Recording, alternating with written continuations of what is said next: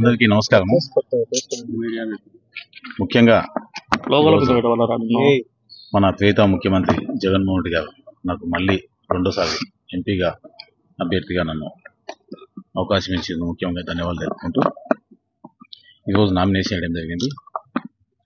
ముఖ్యంగా మేము చేసే సంక్షేమ అభివృద్ధి పథకాలు చూసి జనాలు ఆకర్షితులవుతున్నారు.